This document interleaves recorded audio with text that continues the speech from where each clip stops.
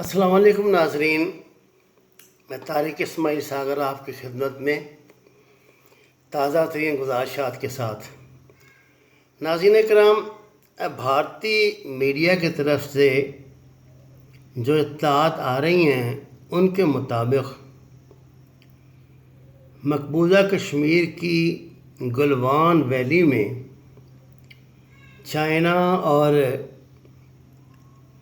Indian forces کے درمیان ہونے والی ایک جھڑپ میں انڈین آرمی کا ایک کرنل اور 2 جوان مارے گئے ہیں۔ یہ لڑائی انڈین آکوپائڈ کشمیر پر ایسٹرن لداخ کے علاقے میں LAC کے نزدیک ہو رہی ہے، اور جسے ہم گلوان ویلی بھی کہتے ہیں۔ خیال رہے کہ انڈیا نے اتوار کے روز یہاں آرٹلری وہیکل بھیجے تھے جنہوں نے پوزیشنیں لی ہوئی ہیں، اور یہاں انڈین ڈپلائمنٹ جو ہے بہت زیادہ بڑھ گئی ہے۔ چائنا کی طرف سے ایک وضاحتی بیان جاری ہوا ہے کہ انڈین فورسز نے رات کے اندھیرے میں آگے بڑھنے کی کوشش کی اور چائنیز علاقے میں داخل ہوئے، جس پر چائنا کو جوابی حملہ کرنا پڑا، جس میں ان کا ایک کرنل اور 2 جوان مارے گئے اور کچھ فوجی زخمی بھی ہوئے ہیں۔ چائنا نے انڈیا کو وارننگ دی ہے کہ اگر انہوں نے دوبارہ کوئی ایسی حرکت کی تو اس کا رد عمل انڈیا کی توقعات سے بہت زیادہ بڑھ کر ہوگا۔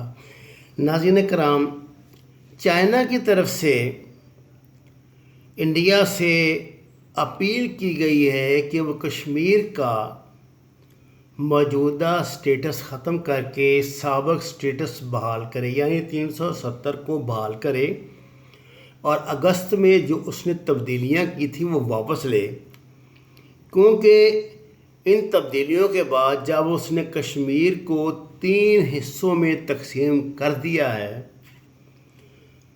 تو اس خطے میں سیکورٹی کو بہت خدشات لاحق ہو گئے ہیں۔ ناظرین کرام، چین کی طرف سے انڈیا کو وارننگ دی گئی ہے کہ چین نے جس علاقے پہ قبضہ کیا ہے وہ کشمیر کا علاقہ ہے، اور کشمیر ایک بین الاقوامی ایشو ہے۔ یونائٹڈ نیشن نے اس ایشو کی حقیقت کو تسلیم کیا ہے، اور اگر اس پہ کوئی مذاکرات کرنے ہیں تو وہ کشمیر کی حکومت کرے گی، جو کہ ابھی موجود نہیں ہے۔ لداخ کا قریباً پورا علاقہ اس پر چین اپنا دعویٰ رکھتا ہے۔ چین کا کہنا ہے کہ یہ جو معاملات ہیں وہ کشمیر اور چین کے درمیان طے پائیں گے، اس میں انڈیا فریق نہیں ہے، اس لیے انڈیا اس میں اپنی ٹانگ نہ اڑائے، بصورت دیگر اسے بہت سے کانسیکوینسز فیس کرنے کے لیے تیار رہنا چاہیے۔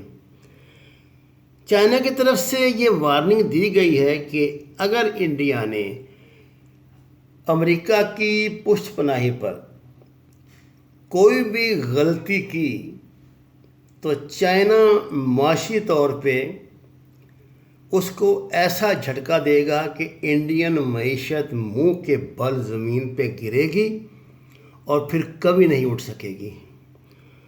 انہوں نے انڈیا سے کہا ہے کہ وہ